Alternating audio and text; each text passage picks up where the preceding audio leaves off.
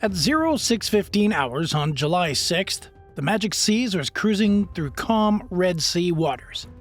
The steel-laden bulk carrier was en route from China to Turkey, flagged in Liberia, owned by a Greek firm.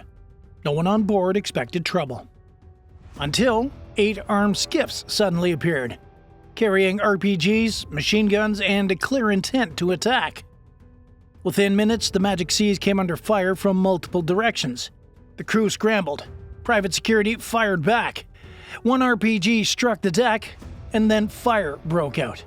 And then, things escalated. 2 explosive-laden drone boats, remotely controlled, closed in like floating torpedoes.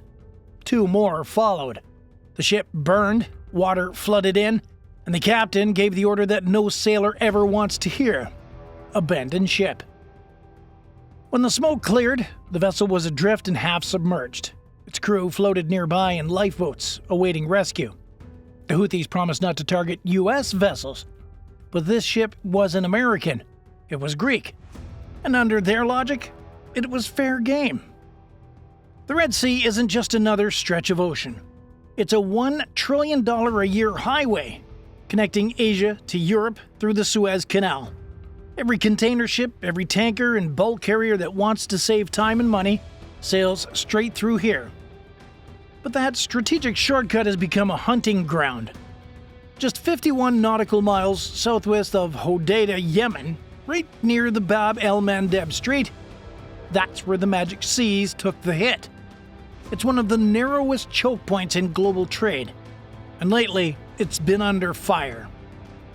This isn't random piracy. These aren't fishermen with grudges. This is coordinated, tactical disruption. And the signature matches a very familiar player, the Houthi rebels. Swarm tactics using skiffs, followed by explosive drone boats, also called USVs or unmanned surface vessels. It's the same playbook used in over 100 incidents since October of 2023. And here's the kicker. This is the first major commercial ship attack since January, after months of relative quiet, and after a May ceasefire with the US, the assumption was things were cooling off. Clearly not. So why now? Why a Greek-owned Liberian-flagged ship? Because under the terms of the ceasefire, the Houthis promised not to target US vessels. They never said a word about anyone else. The Magic Seas wasn't just unlucky, it was a message. Loud, clear, and on fire. Just after 6:15 a.m., lookouts aboard the Magic Seas spotted fast-moving objects on their radar. Too small to be fishing boats, too fast to be harmless. 8 of them coming in hard from the west. These were skiffs, small fiberglass boats armed with big problems. Each one carrying 2 or 3 men with AK-47s, RPGs, and a plan. The Magic Seas wasn't defenseless. Like many ships in the Red Sea, it had a private security on board, usually ex-military contractors. And they were ready. As the skiffs closed to within 400 meters, the guards opened fire with semi-automatic rifles and a few heavier weapons. But this wasn't just a drive-by. One RPG hit the upper deck, igniting cargo and damaging the ventilation systems. Small arms peppered the bridge windows, smoke billowed from midships. The fire started spreading fast. Now, here's the tactical breakdown. The skiffs were a distraction. Their job? Pin the ship's attention, force return fire, create panic. Because minutes later, the real threat arrived. At sea level. 3 unmanned surface vessels. Low-profile, remote-controlled boats. Racing toward the port side. Packed with explosives, they were basically floating IEDs. One was hit and exploded mid-water.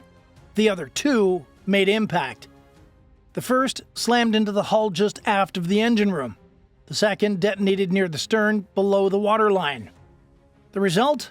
Massive structural damage, flooding, and total loss of propulsion.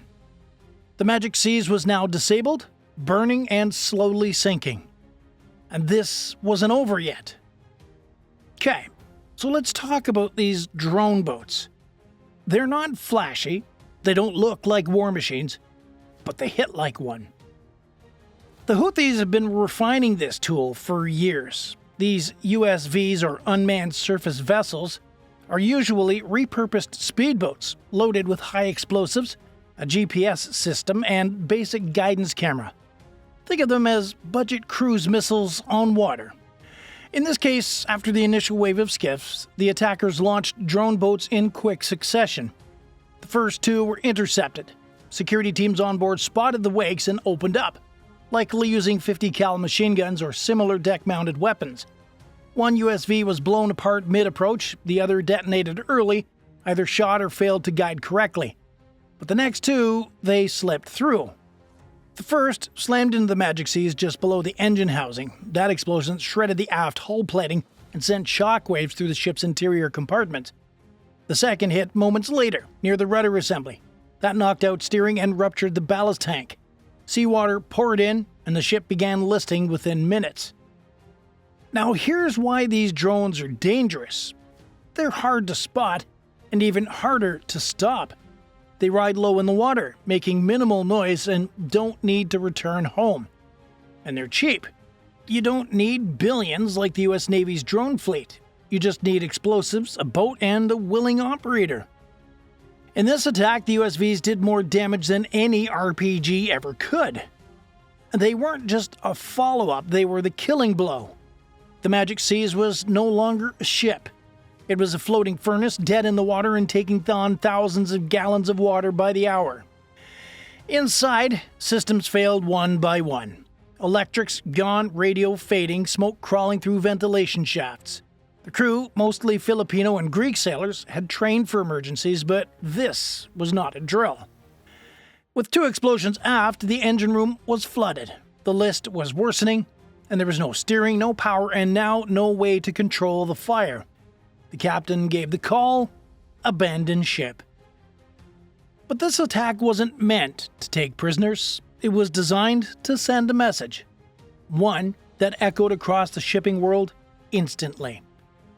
And it raised a question. If a fully crewed, guarded cargo ship could be hit this hard, who's next? Yemen's Houthi movement, formerly known as Ansar Allah, has been fighting a regional war since 2014. Backed by Iran, motivated by ideology and strategy, they've evolved from mountain rebels to maritime disruptors. This attack follows the same exact pattern they've used over 100 times since October of 2023. Multiple skiffs to overwhelm security, small arms and RPGs to damage and distract, and drone boats or USVs for the kill shot. It's not just the method, it's the location. The Magic Seas was hit in an area patrolled heavily by previous Houthi targets. Right along the Red Sea corridor they've been stalking for months. And then there's the timing. 2 months earlier, the Houthis entered a US-brokered ceasefire. No more attacks on American ships. It worked. For a while. But that deal never included non-American targets. And the Magic Seas, well, it was Greek-owned, Liberian-flagged, and fair game under Houthi logic. But here's the more likely motive. Political signaling. The Houthis have said it before. Anyone seen as complicit with Israel or aiding the West is a target. They see these commercial routes as pressure points. Hit one ship and you make insurers nervous. Hit 5 and you change global trade routes. It's not about sinking ships, it's about shifting power. So why now? Why break the quiet? Why hit a commercial ship after months of near silence? The answer isn't just in the water, it's in Gaza, Tehran, and Washington. Since October of 2023, the Houthis have aligned themselves openly with Hamas, declaring support in defense of Palestinians. That alignment hasn't been just words. It's been missiles, drones, and naval attacks aimed at pressure points tied to the West. In response, the US and the UK launched airstrikes on Houthi positions in Yemen starting January 2024.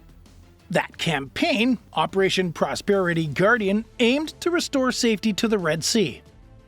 But in May 2025, the game changed. the US and the Houthis agreed to a limited ceasefire brokered via Oman. The Houthis promised to stop attacks on American targets. And for a while it worked. Shipping patterns stabilized, insurance rates dipped, naval patrols relaxed. But then came July. The Gaza conflict reignited with a new Israeli offensive. Iranian rhetoric turned fiery. And in the background, Houthi commanders likely saw an opening. The West was distracted. Attacking a Greek vessel under a non-Western flag avoids breaking the US deal, technically. But strategically, it resets the board. This wasn't just an isolated strike either. It was a message to regional players. We're still here, we still have reach, and we haven't forgotten about Gaza. And if no one responds, expect more like it. Because when ceasefires are loophole-filled, even silence can explode. One ship goes down in the Red Sea and the ripple hits Wall Street. That's not drama, that's the global supply chain. The Red Sea handles over 12% of global trade. Nearly all of it funnels through the Suez Canal. When ships avoid it, they reroute around Africa. That adds 6,000 nautical miles and up to 20 extra days per journey. Now multiply that by fuel costs, cruise wages, and cargo delays, and you get billions. After the Magic Seas attack, multiple shipping firms hit pause. Insurance premiums on Red Sea routes shot up overnight. Some carriers rerouted immediately, despite the higher costs, choosing safety over speed. And that's the real power of an asymmetric threat. The Houthis don't need submarines or stealth fighters. All they need is to make the Red Sea feel unsafe. One attack here, another there, and suddenly the entire global shipping network stutters. Operation Prosperity Guardian, led by the US Navy and supported by allies, was built to stop exactly this. But if commercial ships from non-US nations keep getting hit, the mission scope may have to expand. And that means one thing: escalation. The EU, China, and other major shipping states may soon be forced to act.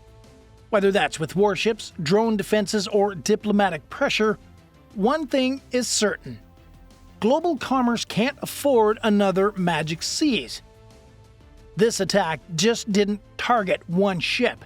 It challenged the security of an entire route. It tested the will of the international community.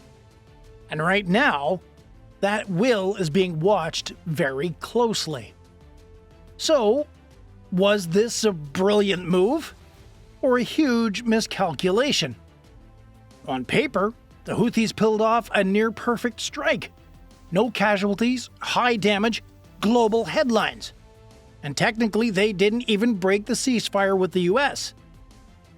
But here's where the gamble might backfire. By hitting a high-profile cargo ship, they reopened the Red Sea as a combat zone.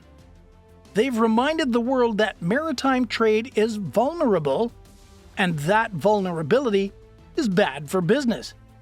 And business runs the world. Shipping companies, insurance syndicates, energy traders, they don't care who fired what. They care about one thing: risk. And every time that risk spikes, so does pressure on governments to act. That pressure could push the US and allies into expanding naval missions, beyond just protecting their own vessels. If China, the EU, or neutral states begin to label them as global disruptors, the game changes. Because then, even Iran may have to rethink its support. This attack may have scored tactical points, but strategically, it risked turning quiet tolerance into coordinated backlash. In asymmetric warfare, winning the battle is easy. Surviving the reaction? That's the real test. So what started as a quiet morning off the coast of Yemen ended in fire, chaos, and a global shipping alarm bell. The Magic Seas didn't just catch fire, it lit up a bigger issue: how fragile global trade really is when small actors play with big tactics. And now, the world is watching. Will there be retaliation? More attacks? Or just more silence with a loaded threat underneath? Here's your question. If one rogue strike can reroute a trillion-dollar trade lane, should civilian cargo ships be armed by default? And what do you think about this attack? Let us know in the comments below. And if you want to go a step further and support our channel here directly, join the fleet. You get loyalty badges, priority responses, and help us bring more true maritime stories to the surface. Click join on our channel page and get on board. We'll keep tracking the Red Sea, the drone wars, and the global standoffs, because next time it might not just be steel and fertilizer on board.